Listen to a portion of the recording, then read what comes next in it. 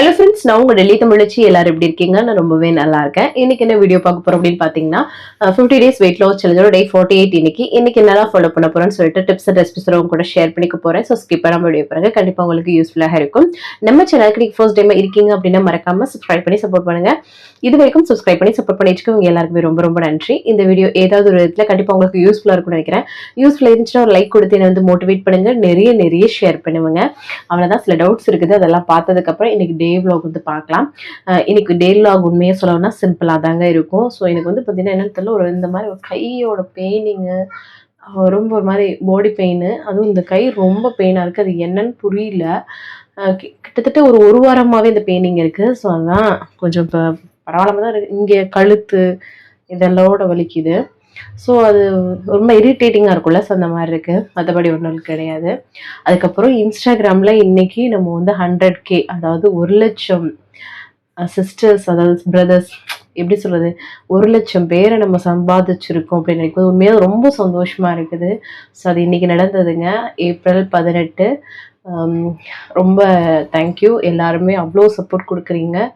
So இன்னும் ஏன்னா எல்லாத்தோடைய ஸ்பெஷல்லாம் Instagram நிறைய வந்து பார்த்தீங்கன்னா நம்ம பண்ணுற ஹார்ட் ஒர்க்கு ஒரு இடத்துலையாவது நமக்கு ஒரு விஷயம் அமைஞ்சிச்சு அப்படின்னா அது ரொம்ப சந்தோஷமா இருக்குங்களா. அந்த மாதிரி தான் ரொம்ப லேட்டடாக தான் நான் வந்து பார்த்தீங்கன்னா யூடியூப்புக்கு அப்புறம் ரொம்ப லேட்டடாக தான் நான் வந்து இதை பண்ண ஆரம்பித்ததே. அதில் இவ்வளோ ஒரு ரெகக்னேஷன், ஒரு 100K 1 lakh ஃபாலோவர்ஸ் வச்சுருக்காங்கன்றனா அது பெரிய விஷயம் என்னை பொறுத்த வரைக்கும். இதில் நிறைய ஸ்ட்ரகிள்ஸ்லாம் தாண்டி வந்திருக்கேன். எனக்கு இதை எப்படி சொல்லணும், எப்படி இது பண்ணணும்னு எனக்கு புரியல. அந்த அளவுக்கு வந்து பார்த்தீங்கன்னா ரொம்ப சந்தோஷமாக, ஒரு மிக்ஸ்டு எமோஷனாக இருக்குது. அடுத்தடுத்துக்கு போகணுன்ற அந்த மாதிரி மட்டும்தான் இருக்கே தவிர ஒரு இதுவாக இருக்குது. ஸோ எல்லாரும் வாழ்த்துக்கள், நிறைய பேர் சொல்லியிருந்தீங்க. உங்கள் எல்லாருக்குமே ரொம்ப ரொம்ப நன்றி.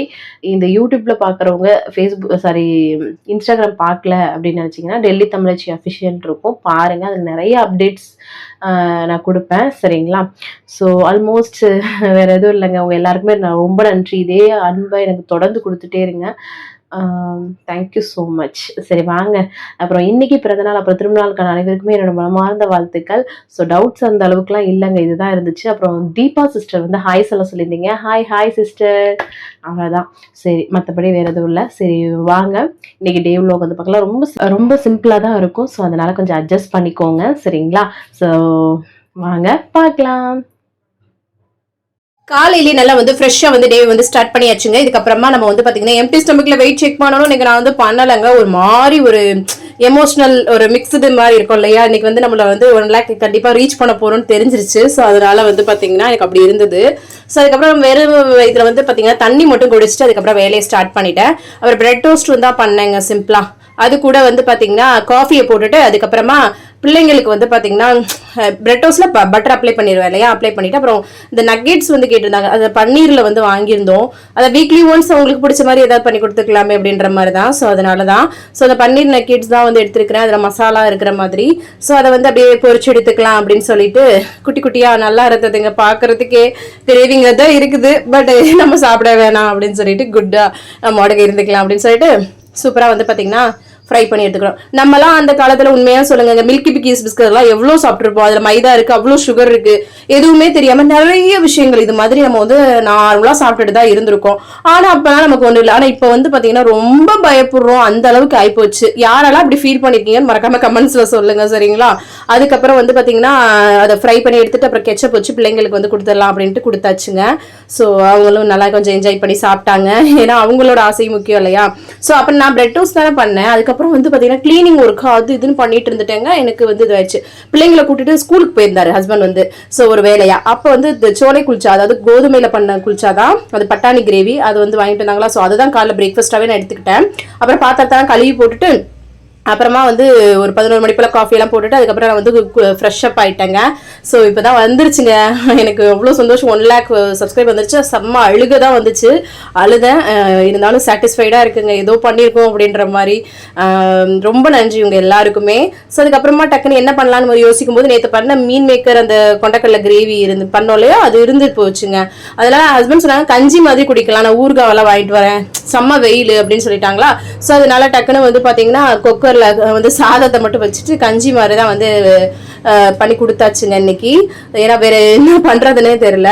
ஸோ அதுக்கப்புறமா நான் போயிட்டு வரும்போது அம்மாச்சி ஒரு இது கொடுத்தாங்க. என்னன்னு பார்த்தீங்கன்னா களியும் கருவாடு கிரேவி கீரை வந்து கொடுத்தாங்களா. ஸோ அதையே நான் எனக்கு வந்து பார்த்தீங்கன்னா லஞ்சாக வந்து ஆக்கிட்டேங்க. சூப்பராக இருக்குல்ல ரவக்களி. நான் அங்கேருந்து ஆஃப்ரிக்கன் ரெசிபி தாங்க அது. ஸோ ரவக்களி, அதுக்கப்புறம் கீரை வந்து கேரட்லாம் போட்டு பண்ணுவாங்க அது, அதுக்கப்புறமா கருவாடு தொக்கு. இதெல்லாம் வந்து காரம் இல்லாமல் இருக்கும், ஆனால் டேஸ்ட் நல்லா இருக்கும். இது ஆஃப்ரிக்கன் ரெசிபி சரிங்களா.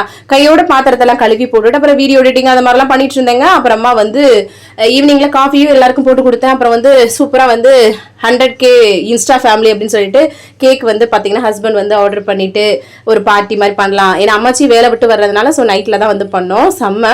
ஸோ எனக்கு உண்மையாகவே எமோஷனல் மூமெண்ட்டாக இருந்துச்சு. ஸோ அதை தம்பி யாருன்னு கேட்டிருந்தீங்க, சித்தி பையன் அந்தமான்லேருந்து வந்திருக்கான்னு சொல்லுவேன் இல்லையா. ஸோ அந்தமான்லேருந்து சித்தி வந்திருக்காங்கன்னு சொல்லுவேன் இப்பயும். இவங்க வந்து அந்த சித்தியோட பையன் சரிங்களா. ஸோ அதுக்கப்புறமா வந்து பார்த்தீங்கன்னா சூப்பராக கேக்லாம் கட் பண்ணிட்டு அதுக்கப்புறமா வந்து KFC சிக்கனு, பர்கரு, அதுக்கப்புறமா பீஸா இது எல்லாமே ஆர்டர் பண்ணி சூப்பராக வந்து சாப்பிட்டோங்க எல்லாருமே. உண்மையாகவே ரொம்ப சந்தோஷமா இருந்துச்சு. சின்ன சின்ன விஷயங்கள் இந்த மாதிரி நம்ம வந்து அப்படியே செலிப்ரேட் பண்ணிக்கணும். என்ன நல்லா வந்து பார்த்தீங்கன்னா டிவியில் பாட்டு போட்டுட்டு செம்மையாக வைப் பண்ணிட்டு நாங்கள் வந்து இருந்தோம். இது எல்லாமே நான் என்னதான் வந்து உழைப்பு போட்டிருந்தாலும் அதை வந்து ரெகனைஸ் பண்ணி ஒரு அன்பு கொடுக்கறது வந்து பெரிய விஷயம். நீங்கள் கொடுத்துருக்கீங்க, இதே அன்பு எனக்கு தொடர்ந்து கொடுக்கணும். ஸோ நான் என்ன எடுத்துக்கிட்டேன் பாருங்களேன், பீஸா, அதுக்கப்புறம் கொஞ்சம் ஒரு ஃப்ரைட் சிக்கன், அதுக்கப்புறம் ரோல் தான் நான் எடுத்துக்கிட்டேங்க. ஸோ இன்னைக்கு நல்லா என்ஜாய் பண்ணிக்கலாம், இது நமக்கான டே அப்படின்னு சொல்லிட்டு.